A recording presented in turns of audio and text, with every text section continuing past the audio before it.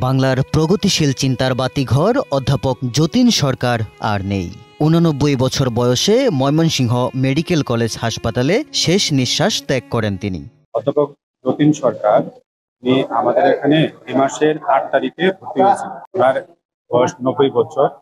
উনি মূলত কিডনির সমস্যা ছিল, নিউমোনিয়া ছিল, তো বার্ধক্যজনিত সমস্যা বিভিন্ন কারণে আমাদের এখানে আইসিইউতে সরাসরি ভর্তি হয়েছিলেন। আমরা আমাদের মেডিকেল বুক করে ওনার চিকিৎসা যথাসাধ্য আমরা করেছি। তো আজকে উনি ৩:৩০টায় মারা যান।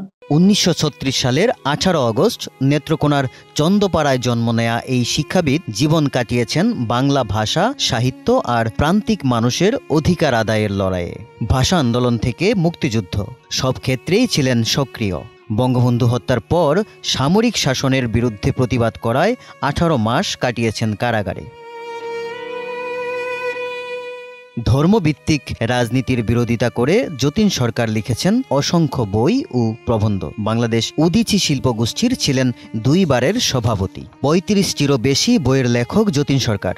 পাকিস্তানের জন্ম, মৃত্যু, দর্শন বইটি তাকে এনে দিয়েছে বাংলা একাডেমি সাহিত্য পুরস্কার, স্বাধীনতা পদক সহ অসংখ্য স্বীকৃতি। এমন বর্ণাঢ্য জীবনের অবসানে তার পরিবার সহ সারা দেশেই নেমে এসেছে শোকের ছায়া।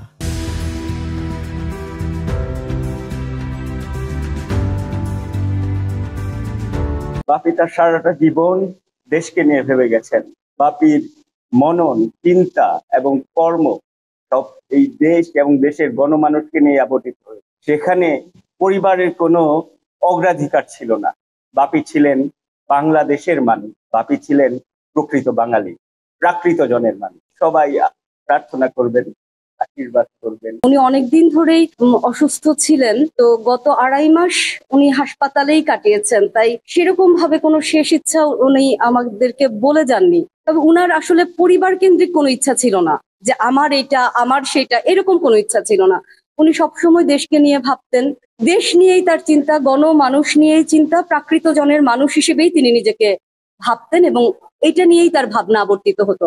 আমরা তার ওই ভাবনায় খুব বেশি স্থান পেতাম না এবং এতে আমাদের কোনো আক্ষেপ ছিল না, আমাদের কোনো অভিযোগ ছিল না। আমার বাবা এরকমই বর্ণাঢ্য জীবন কাটিয়েছেন, 90 বছরের জীবন।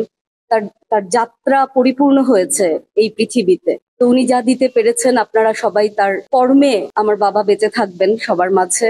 সত্য সুন্দরের পথ প্রদর্শক, প্রাকৃত জনের দার্শনিক অধ্যাপক যতীন সরকার বাংলার বুদ্ধিজীবী সমাজে ছিলেন উজ্জ্বল নক্ষত্র। তার মৃত্যুতে সৃষ্টি হল এক অপূরণীয় শূন্যতা। খন্দকার সাইম, কালের কণ্ঠ।